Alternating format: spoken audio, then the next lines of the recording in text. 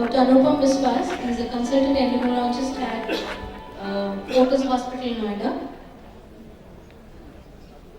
And he'll be speaking on an upstream approach with oral semaglutide, treat early and treat better.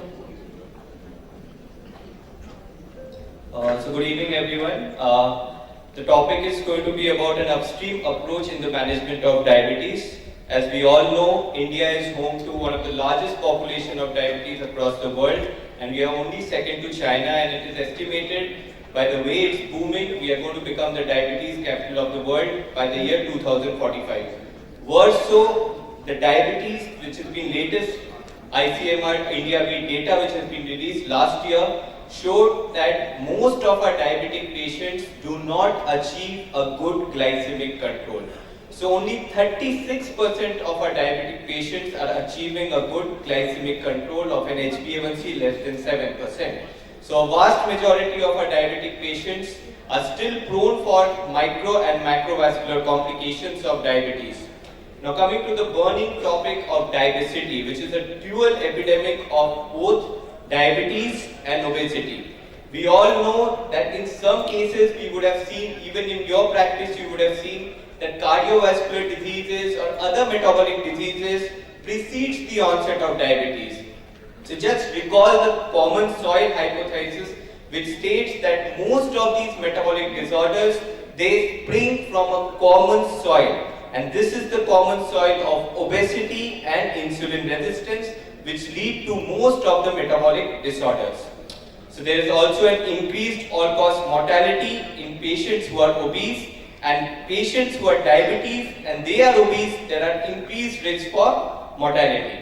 So if you look at the weight classification by BMI, this is latest from the Williams textbook of endocrinology. So if you look at the Asian criteria, a BMI between 23 to 27.4 is considered overweight, and an obesity is defined as BMI greater than 27.5. So our cutoffs are slightly different from our international counterparts, and that is the reason why, because of centripetal obesity, we are more prone to develop the metabolic complications of diabetes. Greater the weight loss, greater is the improvement in overall health and complications. Not just diabetes, a good amount of weight loss can lead to a reduction in metabolic associated fatty liver disease, obstructive sleep apnea, dyslipidemia, hypertension, and various other metabolic disorders. So coming to the burning question of this KGA1C. What is this term KGA1C? Just like HbA1c, there is a term called KGA1C. You reduce the kgs, you bring down the HbA1c also. But unfortunately, there is this KGA1C paradox, where most of the treatment we are using for diabetes, whether it is insulin, isotonidines or sulfonylureas, they promote weight gain. So that is the reason we should be balancing adequate glycemic control, and diabetes risk becomes a priority for clinicians in choosing the anti-diabetic drug regimen. So this is the latest, which we've been talking about, the latest diabetes remission. So most of the remission which occurred in patients with diabetes occurred with weight loss. So if you look at the DIRECT trial, which was a large study of type 2 diabetes patients with BMI almost 27 to 45 kg per meter square, this group of patients lost a weight of 15 kgs. So this led to remission of diabetes. So now there was another study known as the RETUNE study, where they compared BMI less than 27 kg per meter square, and Professor Josh Taylor showed that even patients with a lesser BMI, they did achieve remission of diabetes with weight loss. So diabetes remission clinical trial showed 46% patients in intervention group achieved remission. They were prescribed a low calorie diet of almost 850 kilocalories per day, and then stepwise dietary reintroduction. Greater weight loss led to greater proportion of patients with remission. It was similarly seen in the Look Ahead trial also. So both these trials, which clearly demonstrated the efficacy of weight loss when it comes to diabetes remission. So coming to an upstream approach with GLP-1 receptor analog, there have been a paradigm shift in the management of diabetes. Initially, when we started off managing a patient of diabetes, what we followed was just a guideline approach. So guideline approach states that you start with a single oral anti-diabetic agent, and if your glycemic targets are not met, you go on adding other anti-diabetic agents. But Dr. DiFronzo showed in his classical landmark Banting lecture that there was this ominous octet, and he proved that pathophysiological approach which targeted multiple pathophysiological defects in type 2 diabetes would prove superior to the failure to treat approach, which is the guideline approach. So an upstream approach coming to management of diabetes. So if you look at the ominous octet, the 8 pathophysiological defects in type 2 diabetes, GLP-1 targets almost 5 to 6 out of those 8 pathophysiological defects of type 2 diabetes. Coming to the mechanism of GLP-1 receptor analog, because this is very important to know, because most of the drugs which are coming nowadays are belonging to this category. So this is all based on the incretin effect, which is defined as the increased stimulation of insulin secretion elicited by oral as compared with IV glucose administration under similar plasma glucose level. So there are two main incretin hormones. One is the GIP and the GLP-1, which is glucagon-like peptide.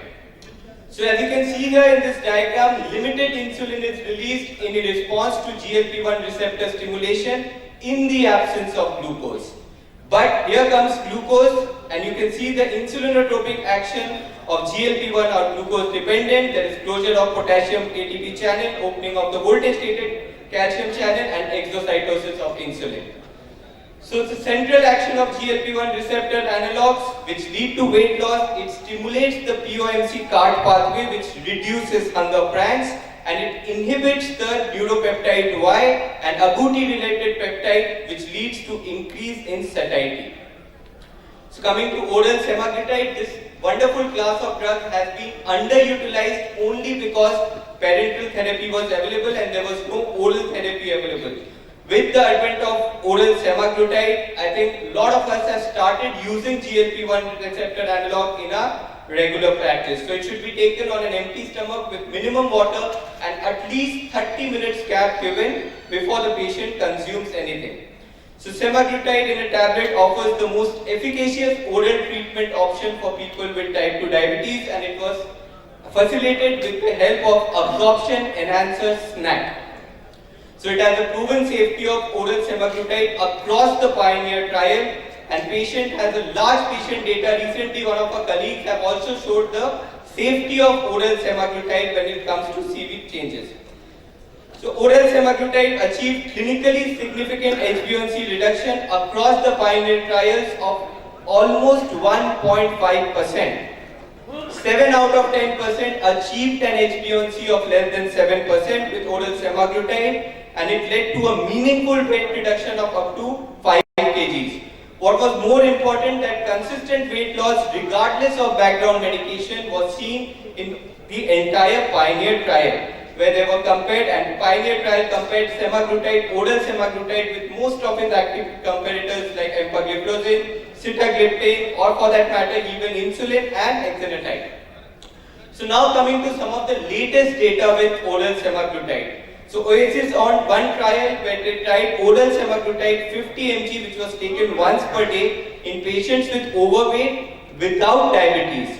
So an estimated mean body weight change from baseline was seen, and almost 15.1% baseline weight loss with oral semaglutide. So this one drug probably in the future which may have for obesity also. Coming to the Pioneer Plus trial where they tried 14 mg and they compared with 25 and 50 mg of oral semaglutide, and an HbA1c reduction of almost 2% was seen with 50 mg of oral semaglutide, although it did lead to some amount of increase in GI disturbances. So these are latest from the ADA 2023 insights. The combined use of SGLT2 inhibitor and GLP-1 receptor agonist reduced the MACE, that is major adverse cardiovascular events, by almost 30%. So combining a GLP-1 receptor analog along with SGLT2 inhibitor gives you an added cardioprotection along with a greater weight loss.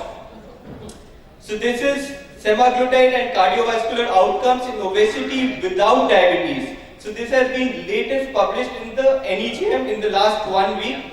In patients with pre-existing cardiovascular disease and overweight or obesity but without diabetes, weekly subcutaneous semaglutide at a dose of 2.4 mg was superior to placebo in reducing the major adverse cardiovascular events, which included death from cardiovascular causes, non-fatal myocardial infarction or non-fatal stroke at a mean follow-up of almost 39.8 months. So coming to summary, most of the trials and most of the latest drugs are belonging to GLP-1 receptor analog. You have something known as tirzepatide, which acts on not just GLP-1 but GIP also. Now you have something known as retatrutide, which is a triple agonist, which acts on GLP-1 receptor, GIP and even glucagon receptor agonist. So you have a lot of innovation coming up in the field of diabetes and obesity and metabolic syndrome. So 9 out of 10 people are obese or overweight among type 2 diabetes, and increased mortality is seen in people with diabetes who also have overweight and obesity. Upstream approach can lead to early intervention in treatment paradigm of type 2 diabetes and reduce the complications. In fact, recently a recent editorial of NEJM showed where some investigators have used oral semaglutide, injectable semaglutide even in type 1 diabetes. So they have shown that in patients who are diagnosed with type 1 diabetes between 21 to 40 years of age, injectable semaglutide once weekly reduced their prandial insulin intake. In fact, most of them were taken off prandial insulin and included only a basal insulin. Probably this is some research which may have in the long run. So oral semaglutide has shown to reduce the HbA1c by 1.5%, weight reduction by 5 kgs, and also leads to meaningful weight loss, reducing the risk of diabetes, which is one of the most dreaded complications which we are facing nowadays. Thank you so much for your patience. Thank you so much, Dr. Biswas. We'll break for the tea right now and we'll gather back in 30 minutes.